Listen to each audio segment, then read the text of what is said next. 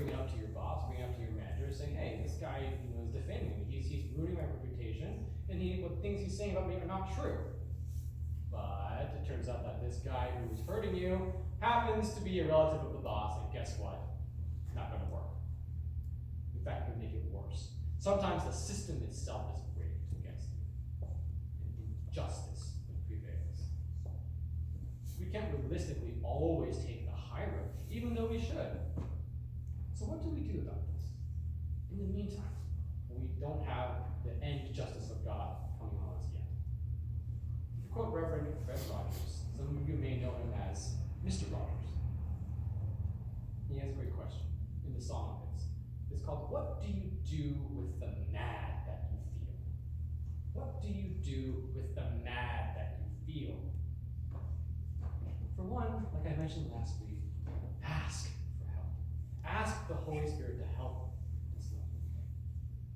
But when we cannot change overnight, when we rarely do change overnight, when we're still waiting to be totally changed, we still get so angry. And in that case, there's one more thing we can do. We can give our anger to God. How do we do that? What does that mean? So at the beginning of today, I read sections of Psalm 137, which is a psalm of mourning, where deported Jews are asking God to avenge the destruction of their homeland. They have no real power to rebel against Babylon. There is nothing they can do to resolve their anger. They have no other recourse. What do they resort to? What do they do instead? They mourn. They mourn and they lament. They compose this song that expresses such anger to the point of mentioning brutal slaughter of children in their expression of anger and desire for vengeance. I didn't read it in public here just because, as a father, it's a little bothersome to me to read that. But I encourage you, read Psalm 137 on your own, especially the last verse, because it's graphic and it seems so wrong. Many critics ask how such terrible language can be in the Bible, where the biblical writer, the psalmist, wants to kill children almost. How can such terrible language be in the Bible? But in reality, it's precisely because such words are in the Bible that we can see how great God's patience and understanding for us is. He wants us to be angry about evil because, as I mentioned, He puts love in us in the first place. He designed us to love, and therefore He designed us to be angry at injustice and evil. So if even the psalm writer can express such things to God, so can we. So can we. But Psalm 137 was not a call to action. It was not a call to act on anger. It was not a calling of people to become terrorists in Babylon. No. It was merely an expression of anger that they gave to God. It was a request for God to be their avenger, despite the fact that their anger compelled them to want to do evil. I'm sure plenty of them wanted to become terrorists in Babylon, find as many people as they could and kill them all off. I'm sure they wanted to rebel whenever they could.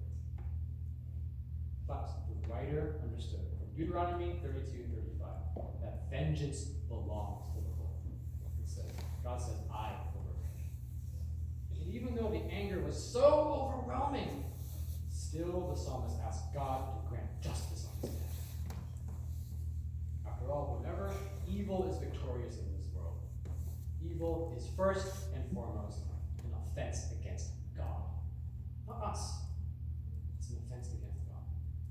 The whole problem of evil is an offense against God. If God is an all good, all just, all knowing, all powerful being, then how can evil exist? The very existence of evil strikes at God's character. So it is God's name and God's reputation that is damaged from every bit of evil that lurks in our hearts and in this world.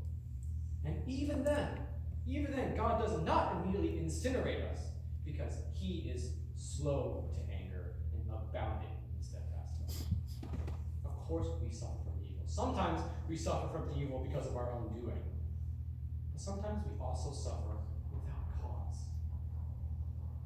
So let's remember ask the Holy Spirit to realign our hearts to love as God loves, to love one another as well as our enemies, because Christ did the same for all of us. So let us remember that we must love God more than ourselves. We must love God more than our egos. We must love God more than our nations. And as a result, when anger overtakes us, let's remember that we can give our anger to God, so that we remember to be slow to anger too, that we also learn to be abounding in steadfast love. We should be angry at injustice, but as Jesus demonstrated, anger must be righteous. It must be restrained, proportionate, constructive, and ultimately given to God. God is our avenger. To conclude, literally today, there is one example I'd like to share with all of you of the demonstration of righteous anger. Not by Jesus, but by someone we all know very well. Exactly 62 years ago today, November 17th, today's November 17th, this was exactly 62 years ago, in 1957, a man by the name of Martin Luther King Jr. gave a sermon addressing the racial segregation and violent persecution of the Ku Klux Klan. In those days, African Americans were treated as inferior people. When you took a bus, you had a seat in the bus, if a white person came to you as an African person, you would have to vacate that seat for them. The whole law, the whole system was designed around the African American being inferior. And to add to this, sometimes they would even be attacked. Racial violence, hate crimes. They would kill, lynch, beat. Their children would be threatened. Martin Luther King Jr. and all those who shared his ethnic background had every reason to be angry at the state of affairs that they were facing in those days. Yet despite his anger at the situation, 62 years ago today, Martin Luther King said the following words in his sermon at Dexter Avenue Baptist Church.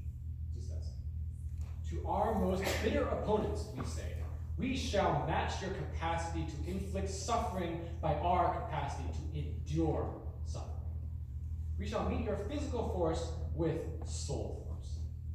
Do to us what you will, and we will continue to love you. You cannot in all good conscience obey your unjust laws, because non-cooperation with evil is as much a moral obligation as is cooperation with good. Throw us in jail, and we shall still love you. Bomb our homes and threaten our children, and we shall still love you. Send your hooded perpetrators of violence into our community at the midnight hour and beat us and leave us half dead, and we shall still love you. But be ye assured that we will wear you down by our capacity to suffer.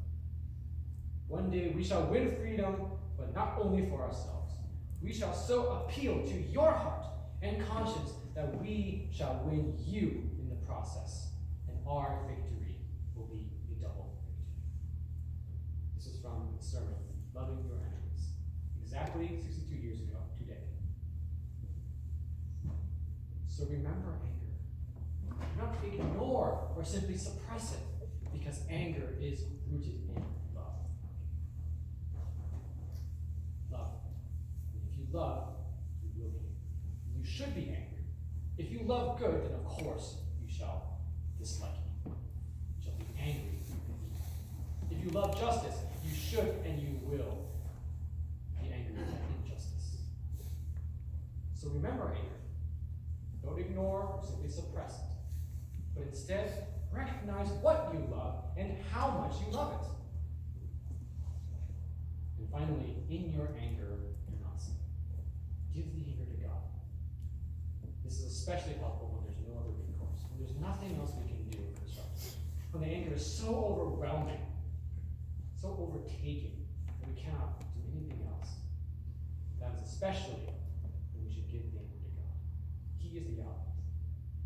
He's the one with the most at stake, and he's the one most justified to act on that anger, on righteous anger. He's the one with the wisdom to know how and when to act on righteous anger. But best of all, he's the one who best listens to our anger. He knows us better than we know ourselves. Let's not be afraid of him being offended, that we feel so angry that we want to do terrible things. He knows what we are. He knows we feel these certain things. So as much as possible, when we are angry, let us remember to pray to God and offer our emotion to him. Let's offer our anger to him. Let's remember that we are not the most important things. It's good to love ourselves, but we are not. God is the most important. Let's be angry for his name, angry for his reputation, angry for his truth, and especially for his.